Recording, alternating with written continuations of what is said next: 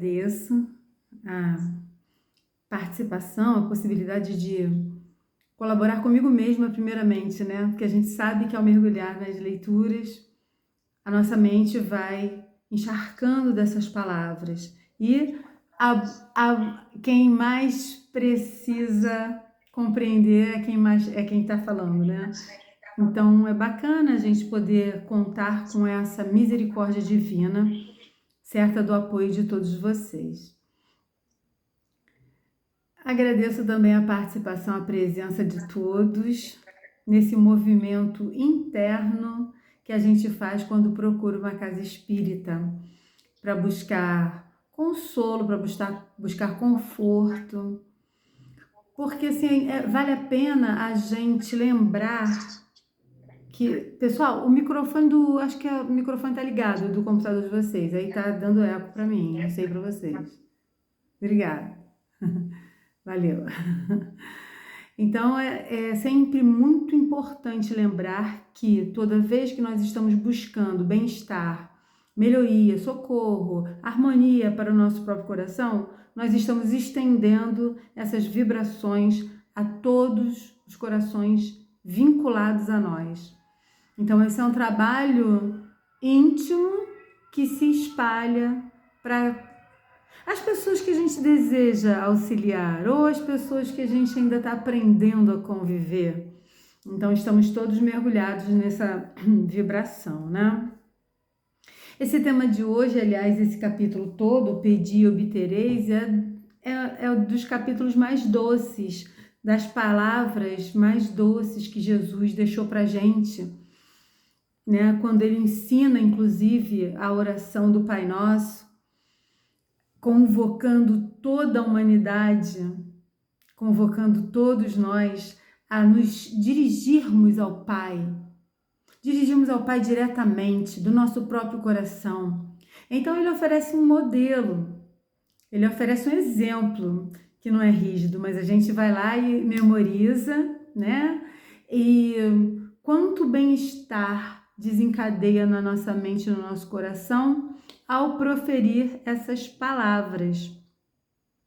Interessante a gente olhar que é no Evangelho segundo o Espiritismo, no capítulo, lá no último capítulo, acho que é o último capítulo, Coletânea de Preces, Allan Kardec desdobra a compreensão, ajuda a gente a mergulhar na compreensão de cada versículo do Evangelho segundo o Espiritismo, de cada versículo do Pai Nosso.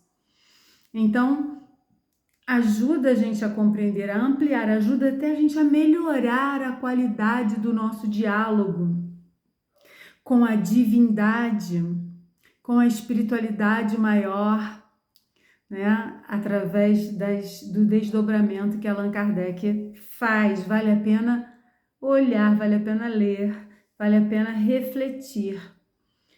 Esse trecho do capítulo, então, depois que já falou da ação da prece, já falou da eficácia, já falou das qualidades, as qualidades lá da prece, falando de como deve estar o nosso coração, né? Como é que a gente vai apresentar quando estiveres orando, se tiveres alguma coisa contra alguém, perdoai-lhe para que vosso Pai também perdoe vossos pecados, né? Eu estou aqui procurando, não sei se é nesse capítulo, acho que não, que ele fala também para a gente ir lá no secreto do nosso coração. Então, ele nos autoriza a fazer um mergulho íntimo. Ele nos indica esse caminho. Faz um mergulho íntimo, vai ver o que tem no seu coração. Se você tiver alguma coisa contra o seu irmão, e o Emmanuel reforça isso através dessa mensagem de hoje, né? Ele abre a mensagem falando sobre isso. Ele usa como referência o texto de Mateus, em que Jesus diz assim: tudo quanto, pois, quereis que os homens vos façam, assim fazei-o vós também a eles. Então, Emmanuel usa essa referência de Mateus e já começa dizendo que pede sim a Deus que te abençoe, mas concilia-te cada manhã com todas as criaturas e todas as coisas. Então, as criaturas e as situações. conciliar, buscar o ajuste, buscar a pacificação, ainda que a gente esteja sob tormenta, ainda que a situação que a vida trouxe esteja dolorosa, complexa, ainda que nós estejamos sob a incompreensão ou até mesmo a perseguição de companheiros encarnados ou desencarnados. Mas como? Mas como é que o nosso coração pode se colocar assim? Pedindo, né? Concilia-te. Como é que a gente pode se colocar nessa posição, mesmo em meio às tormentas, às tempestades?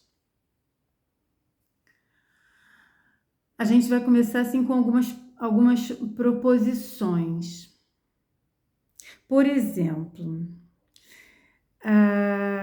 levanta a mão aí, eu não vou ver mesmo. Levanta a mão aí, quem já fez a prece hoje? Hoje, quando acordou. Quem é que... Agora, tá, fez a prece ou não fez a prece? Tudo bem, levantaram a mão ou não levantaram. Agora, quem fez a prece, assim, porque, né? Ah, não, eu lembrei que eu aprendi, eu li isso, que eu tenho que fazer a prece quando eu acordo. Tenho que fazer. Então, deixa eu fazer. Tá, Senhor, amém. A gente precisa observar ao longo dos nossos dias como é que está o nível desse diálogo que nós estamos tentando travar com o poder superior. Será que a gente consegue, numa oração, apresentar o nosso coração? Ah, mas o Espiritismo fala que a gente tem que fazer caridade, tem que perdoar. Então eu tenho que falar, ai Senhor, eu vou perdoar, eu perdoo. Às vezes a gente fala e oferece assim uma proposta para o Senhor quase obrigado, quase maquinal. Será que a gente fala com a espiritualidade, se dirige à divindade, apresentando o nosso coração do jeitinho que tá? Se tiver alegre, apresenta ele alegre. Se tiver confuso, apresenta confuso mesmo. Se tiver com alguma carga de emoção mais pesada, ter a coragem, ter a confiança de que, como disse Jesus, é Pai, Pai nosso. O Pai nos acolhe, mas é um Pai com um nível de relacionamento com os filhos cósmico. Não é um nível de referência que a gente tem ainda no planeta Terra, onde a gente encontra várias formas de relacionamento com o filho. Então, primeiro a gente vai tirando as camadas de culpa, de ansiedade, de inquietação, de constrangimento, de embaraço. E mesmo quando o convite é para a gente se conciliar com as criaturas, e mesmo quando a proposta é sobre as tentações que o Pai Nosso também fala, a gente conseguir expor nossos corações com as tentações que estão pulsando dentro da gente. Sabendo que nós estamos diante de um ser que nos acolhe. Sabendo que o nosso coração está vibrando o desejo do colo. Sabendo que nós agora estamos ouvindo falar da Boa Nova e estamos mais interessados no bem do que nos equívocos. Assim, nós vamos conseguindo cada vez com mais tranquilidade e um fluxo mais natural entrar no estado de prece. entrar nesse padrão de vibração de comunhão e de conforto. É incrível e nos momentos de profunda angústia, o toque de conforto que a gente sente após uma prece, mesmo uma prece em meio de lágrimas. E são pontos muito gostosos, suaves, da gente colher nas palavras do Evangelho, nas palavras de Jesus. A gente estava consultando um estudioso do Espiritismo, Jorge Hansen, eu acho, e ele diz assim, que, mais ou menos assim, tá? Que muito se tem dito sobre a oração, muita coisa, muitos poderes, né? Que a gente pode conseguir muita coisa boa, mas que pouco se tem usado. Em relação ao tanto que tem de informação, pouco se usa. Gostaria de captar os pensamentos de vocês sobre essa proposição do Jorge. Assim, cada um de nós, cada um aí no fundo do seu pensamento, faz sentido isso que ele falou? Que usa pouco a oração diante de toda a potência que a oração nos oferece? Faz sentido? Ele traz esse argumento para a gente, que a gente usa pouco. Então é mais uma pergunta que é preciso que a gente se faça. Os momentos de oração, quais são? E assim, a Maria Dolores, ela usa num versinho que eu não trouxe aqui, mas está saltando na minha mente, ela fala: começa o teu dia, ainda que seja num relance de prece. O que é um relance? É um negocinho rápido, né? Opa! Vou fazer uma prece aqui, rapidinho, tá.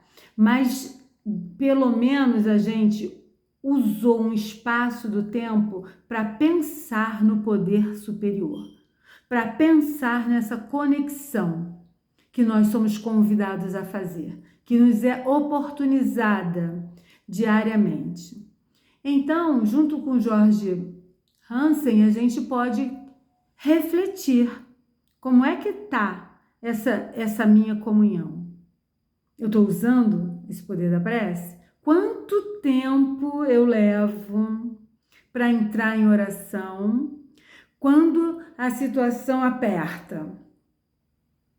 Quando vem um incômodo, seja lá de onde ele estiver vindo aquela bolada, quanto tempo depois que a gente toma a pancada a gente leva para lembrar que existe um recurso infinito?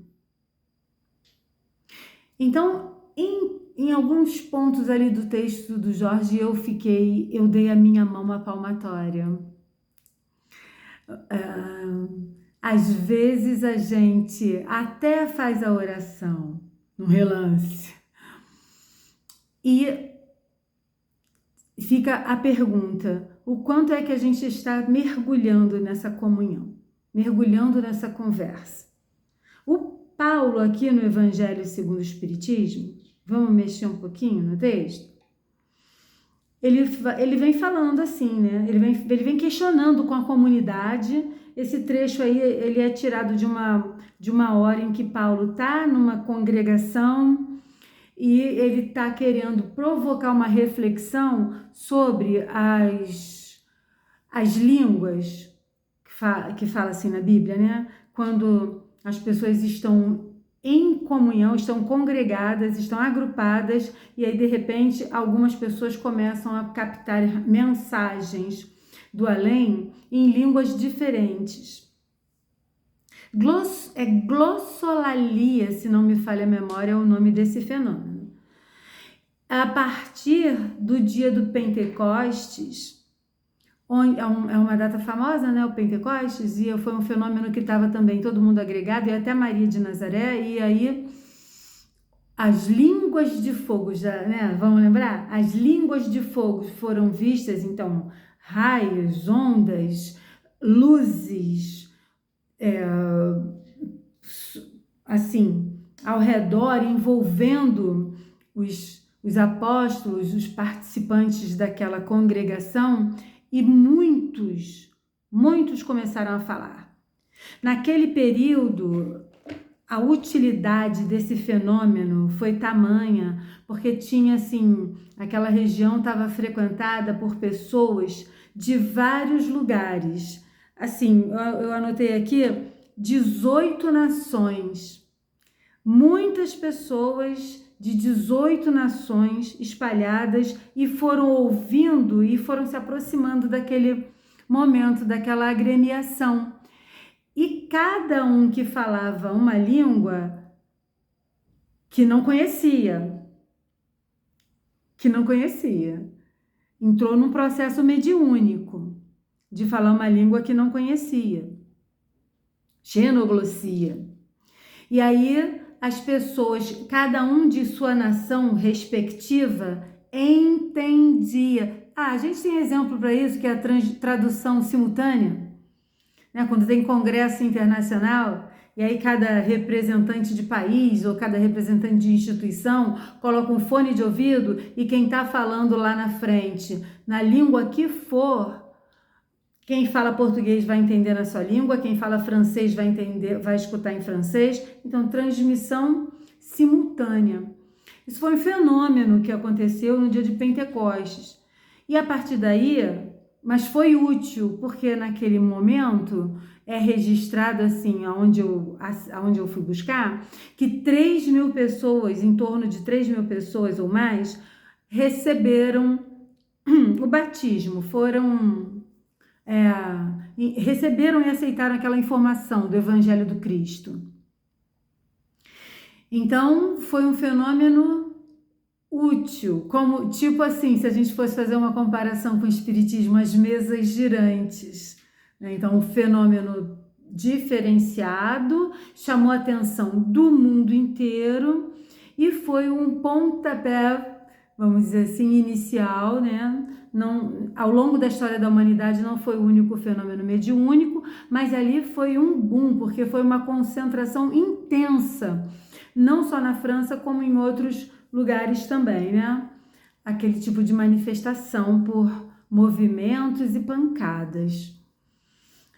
Só que aí a comunidade, o Paulo, voltando para essa frase do Paulo aqui, só que aí a comunidade se perdeu, às vezes dando passagem, e até que ponto era o processo mediúnico ou processo anímico, vai ficar a pergunta, né?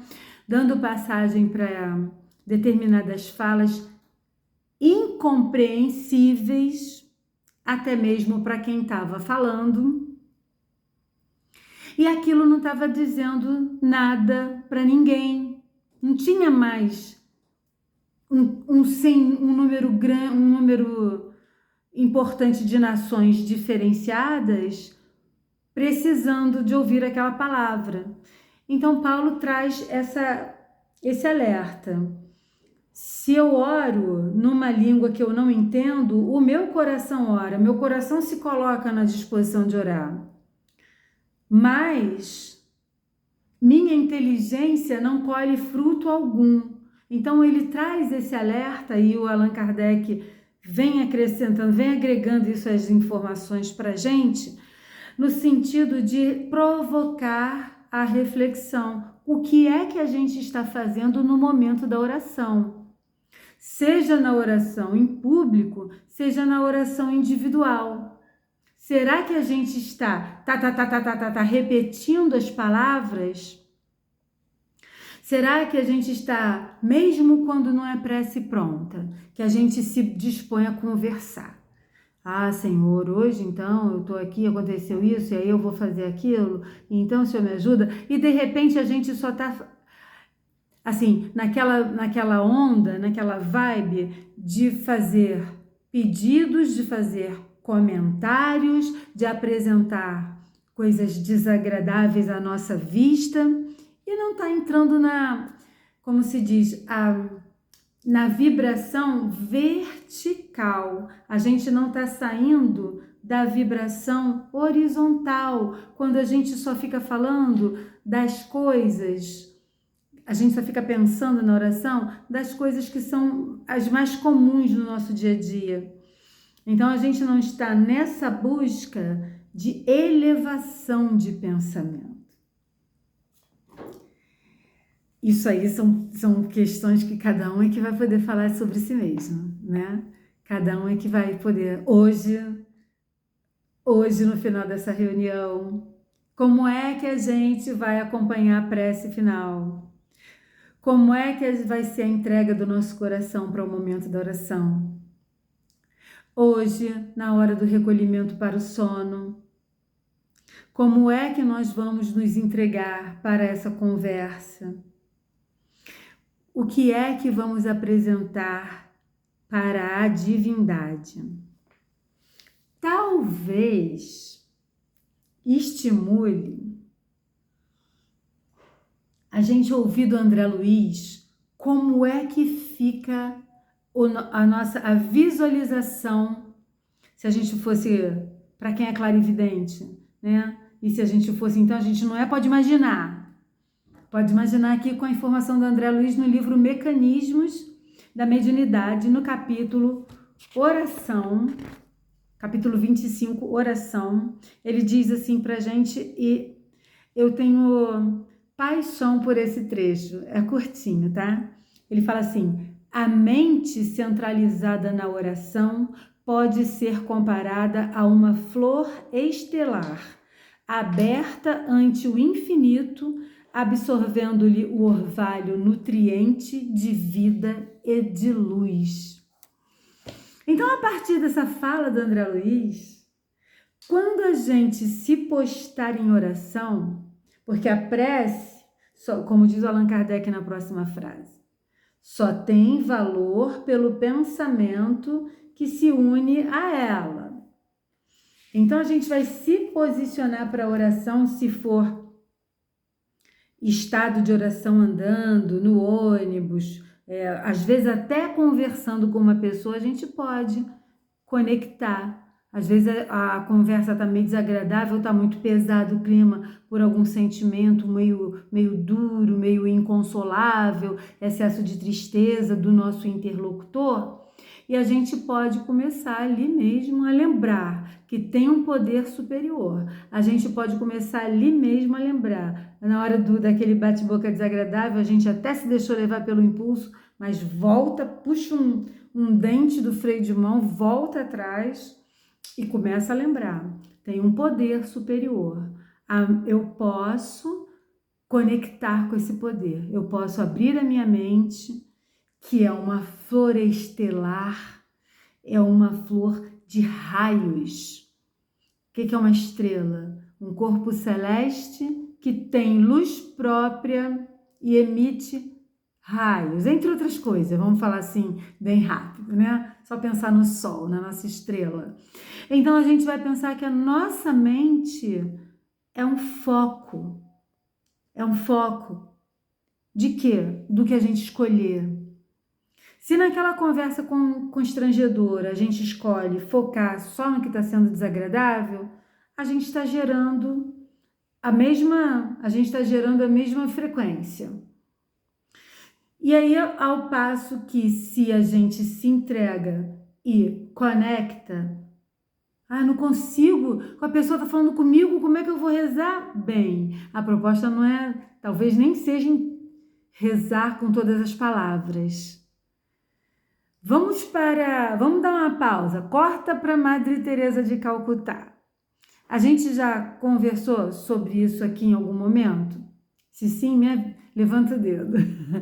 Ou vocês talvez já conheçam essa história, essa experiência que a Madre Teresa responde numa entrevista para um jornalista. Ele pergunta assim: a senhora ora muito? O que a senhora fala para Deus? E ela responde: Ah, eu não falo nada, eu só escuto. E aí então o repórter, é? E o que é que ele fala para a senhora? Aí ela responde, ah, ele não fala nada, ele só escuta. Então a gente está falando de um posicionamento íntimo de oração que talvez a gente ainda não consiga, né? Facilmente a gente vai responder, ah, mas eu não sou a Madre Teresa de Calcutá. Mas assim, a argumentação não trata da gente ser quem a gente não é. A argumentação trata da gente ativar a nossa potência, porque isso nós já temos. Filhos, lembra que Jesus começa com Pai, Pai, Pai nosso. Então, filhos nós já somos. E se é Pai, nós temos a genética cósmica. Nós temos a conexão universal. Pensar em Deus num momento de turbulência, pensar que existe um poder superior é conexão, com ou sem palavras. Exercício que a gente vai trazendo para nosso íntimo. Convicção de contato, gente. É contato possível com o poder superior, através dessa flor estelar que a gente tem, através da flor estelar que nós somos, ainda encobertos, né, pelas partes que ainda não conseguimos desabrochar totalmente, mas estamos a caminho. Então, o nosso pensamento, né, vai se unir. Só tem validade se o pensamento se une. E aí o Allan Kardec vai chamar a atenção, o pensamento e o coração. Se eu penso que eu não compreendo, não vai tocar o meu coração. Então está chamando a nossa atenção para o nosso íntimo. O que é o coração? Quando eu falo pensamento, em geral estou falando de uma coisa mais racional. Quando eu falo coração, estou falando do meu sentimento. Um alimenta o outro. O Emmanuel vai dizer que os processos evolutivos, nosso movimento de crescimento, ele vai se dar assim, conexão cérebro-coração, coração-cérebro. Então, aqui onde os pensamentos, através dos sistemas químicos, mas na verdade impulsionado pela nossa essência, né? Que somos nós, a alma, que somos nós espíritos encarnados, em conexão com o nosso coração. Então, Emmanuel ele ilustra, ele afirma isso que Allan Kardec está dizendo aqui para a gente, né? Unir o pensamento com lucidez, para eu compreender. E para eu compreender meu pensamento, para eu compreender o que eu quero dizer, é preciso que eu mergulhe nesse movimento de autoconhecimento. Às vezes o autoconhecimento vai passar pelas horas de lidar com dores grandes, que vai dizer assim pra gente, o nosso sentimento vai dizer pra gente, não estou suportando. Ou o nosso sentimento vai ecoar assim, tenho esperanças em Deus. E aí a gente começa a fazer essa auto-observação. Que é que meu pensamento mais está cultivando?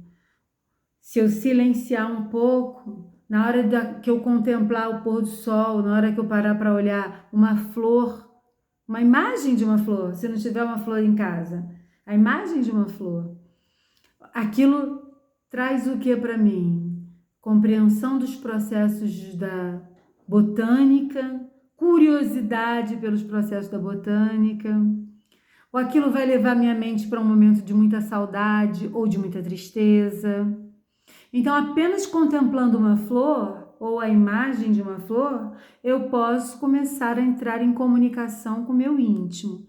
identificando o que é que mais vibra dentro de mim. Então eu começo a olhar o tipo de pensamento que eu costumo emitir. Quando eu vejo uma pessoa brigando, discutindo, o que salta da minha mente? Ai, meu Deus, que coisa horrível, Deus me livre. Ai, meu Deus, que injustiça. Ai, meu Deus, tomara que essas pessoas se acertem. Tomara que fique tudo em paz dali a pouco. Assim, observando, eu vou ter que ser sincera comigo. Eu vou ter que conseguir olhar para mim e dizer, eu vibrei, eu achei, bem feito, também está acontecendo aquilo por causa disso, disso, disso. Qual foi a minha vibração? É fácil a gente observar isso quando está vendo um filme, quando está vendo uma novela, quando está vendo um seriado. Como é que vibra o nosso coração com determinados acontecimentos do personagem. Às vezes a gente torce pelo quê? O que é que a gente acha mais engraçado? O que é que nos causa assim, ai, não precisava ter isso. E aí a gente vai fazendo esse processo sincero de autoobservação. Porque tem aquela coisa, né? O exercício, quando a gente está numa uma comunhão religiosa, o exercício daquilo que a gente viu começa do portão para fora. No momento em que a gente sair pelo portão, é que a gente vai fazer essa auto-observação, né? O que é que mais salta da minha boca quando acontece uma coisa que eu não gosto, ou quando eu vejo uma situação bela. Eu vejo a situação bela? Eu gasto um tempo olhando para o céu? Eu gasto, parece que está jogando tempo fora, né? Então vamos mudar a palavra. Eu uso o tempo observando o que tá as belezas que estão ao meu redor, de que eu estou me nutrindo. Estou nutrindo a minha alma com o quê? É importante a gente abrir esse espaço de comunicação interna, né? Ninguém está falando de autoperseguição. Antigamente, eu não sei se usa ainda essa expressão, mas antigamente usava muito assim, tem que se policiar. E aí a gente danava ficar fazendo uma autoperseguição. Não pode, pode. Ai, meu Deus, estou errada. Ai, meu Deus, eu vou para o umbral. E aí a constância nos estudos e os desdobramentos das abordagens dos espíritos e de tantos estudiosos vem trazendo para nossa mente a coerência com o que nós ainda somos. De fato, tomar consciência, conhecimento de toda a literatura do mundo não é o que vai mudar, não é o que vai modificar a gente. Vai ajudar, vai instrumentalizar. Então é preciso ter coerência com a nossa natureza humana, coragem e confiança para seguir no caminho desse movimento, dessa reorganização, dessa em busca da legitimação da nossa flor estelar, confiando que, como o André também diz aqui pra gente, de essência divina, a prece será sempre o reflexo do espírito, em efusões indescritíveis, sobre as quais as ondulações do céu corrigem o magnetismo torturado da criatura. Então, as ondulações do céu conectam com essa nossa flor. E aí, o que tiver tortuoso, equivocado no nosso íntimo, o contato com essa energia que purifica, que eleva, nos ajuda também nesse processo. Então, ir para a oração com a consciência de que estamos buscando conversar, uma simples conversa. Uma simples conversa. Deixa eu ver se é aqui no livro psicografado pela Ivone Pereira, Nas Voragens do Pecado. De vez em quando a gente mexe nesse livro juntos, né, pessoal? Então, faz parte de uma trilogia, não tem a trilogia de não sei quem, a sequência da série do Senhor dos Anéis, não sei nem qual é o moderno, porque eu não acompanho muito, qual é o mais atual aí de sequência, de trilogia. Eu sou da época ainda da Jornada nas Estrelas, né? Então, vocês que vão dizer aí qual é a que está na atualidade. É uma trilogia que traz reencarnações da própria autora, da própria Ivone Pereira, conduzida por a literatura orientada e às vezes até ditada pelo Espírito Charles, que é um dos mentores, né? Foi um dos mentores de Ivone Pereira, e ele diz aqui pra gente, na segunda parte desse livro, terceira parte, na quarta, olha, na quarta parte desse livro, no primeiro capítulo, ele fala assim: é sempre certo que a prece, por mais pequena e singela, se irradie de um coração sincero, adquire potências grandiosas, capazes de se espraiarem pelo infinito até alcançar o seio amantíssimo do eterno. Então, é uma corrente, e não importa se a gente está usando palavras conhecidas, conhecidas não, eu quero dizer, palavras bonitas, palavra certa. Esse jeito de orar? Orar é abrir o coração. Eu abro o meu coração, eu falo do que eu estou sentindo. A minha prece está compreensível, seja em público, seja individualmente, na minha busca de comunhão com o divino. Eu estou expressando o que de fato passa no meu campo íntimo. E ele está falando isso a partir da experiência de um espírito que passou 10 anos, ele ainda continuou, mas após 10 anos vagando pelas ruas de Paris, depois ele foi na encarnação, na última encarnação, ele desencarnou por maus tratos num calabouço do palácio, de uma rainha famosa. Então ele diz que esse espírito não se deu conta que estava desencarnado e ficou vagando, ia nos lugares onde tinha vivido quando ele saiu, né? Quando ele conseguiu sair do calabouço. Foi retirado, foi aberta a porta para ele. É tão bonito esse trecho, embora seja muito inquietante a vivência que ele passou. Vale a pena a leitura, até porque traz fatos históricos, né? Fatos da noite de São Bartolomeu, fatos que o próprio Charles diz que são motivos de inquietação e tormenta até os dias de hoje no planeta Terra. As consequências daquelas ações bárbaras. Então, a gente tomando conhecimento ameniza e ajuda a compreender muita coisa em termos de dores que pululam no nosso planeta, né?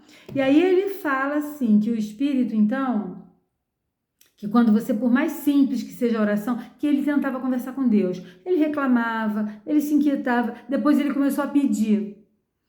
Então ele apresentava o que estava no coração dele, as queixas. Ele não compreendia porque tinha acontecido aquilo tudo com ele, se ele se considerava um servo divino. E aí depois ele começa então a pedir. Ele começa no processo de se entregar à comunhão com Deus. É um movimento daquela alma que meio que encanta a gente durante a leitura. Porque a gente vai vendo a realidade da dureza íntima de todos nós e vai vendo que isso não impede a gente de fazer esse caminho de busca. Então, o Charles diz que uma corrente suntuosa de valores psíquicos se estabelece entre o ser que ora e as entidades celestes, incumbidas da assistência espiritual aos homens terrenos e aos espíritos vacilantes e inferiores. Assim como no Evangelho, no Livro dos Espíritos, a espiritualidade amiga nos informa que nós estamos amparados, o Charles repete isso aqui. Não importa se a gente está num estado íntimo de confusão. Acendeu o desejo de buscar orientação. Vê bem que é diferente de quando a gente está naquele desejo de exigência divina. Senhor, eu quero assim, mas eu estou esperando, a sua justiça há de me contemplar, mas a gente está querendo aquela justiça para a gente, né? Do nosso jeitinho. Então ele diz aí, isso positiva uma telepatia entre os seres, que nada mais é do que a conversação mental, atravessando abismos siderais. Não importa a distância, a conexão se dá. E aí a gente vai lá para o Allan Kardec, vai lá quando ele está falando assim. Muitos oram por dever, alguns até mesmo para alinhar-se com o costume. Lembra da questão inicial lá do Jorge Hassen, que ele fala que a gente não está usando a oração, esse recurso divino como pode, como deve? Allan Kardec está aqui trazendo assim para a gente. Muitos oram por dever, alguns até mesmo para alinhar-se com o costume. São aqueles momentos e a gente não está fazendo crítica nem condenação, a gente está fazendo uma conversa, um bate-papo para trazer a nossa realidade à tona, para que a partir daí a gente deixa eu olhar o meu coração e apresentar para Deus. Em vez de orar por dever e para me alinhar com o costume. Eu acho que o Espiritismo fala para a gente orar quando acorda e quando dorme porque é um costume, é um ritual, é uma tradição. Então a gente vai para a reflexão. São momentos muito peculiares da nossa vida. A gente volta para assumir o corpo para lidar com a rotina, vamos dizer assim. A gente pode chamar vulco-vulco, tormenta, né? A gente pode chamar do que quiser, para lidar com a nossa rotina. E muito a gente já sabe que vai lidar com situações desconhecidas. Se a gente salta da cama, sem nem refletir sobre nossas possibilidades naquele dia, a gente está atrasado com a comunhão. Então, a orientação é porque nós vamos adentrar o dia com situações que desconhecemos. Quem somos nós? Seres necessitados. Então, é preciso que a gente busque a comunhão divina para nos trazer coragem, força, né? Então, e da mesma forma quando a gente vai dormir, a gente não sabe qual é o processo de desprendimento, para onde a gente vai, qual é a nossa comunhão quando dorme. Se a gente ainda não se conhece, a gente também não sabe qual é a nossa preferência essencial. Isso quer dizer que, ao me desprender pelo sono, eu não tenho certeza ainda de para onde eu vou. Eu posso, numa parte do dia, estar automaticamente falando do Evangelho, mas tem um programa rodando lá no fundo da minha mente que está assim, girando em cima de outros interesses que eu não confesso nem para mim. Essa é a minha essência. E aí, quando eu saio do corpo, eu vou ao encontro de lugares e seres que comungam com esses interesses, que muitas vezes eu nem conheço. Então, o cultivar da oração, eu direciono, tenho esses interesses, todos nós temos, todos nós estamos em processo. A gente não está aqui falando de pecados e pecadores, a gente está aqui conversando sobre a nossa essência divina e a nossa possibilidade e a nossa realidade evolutiva.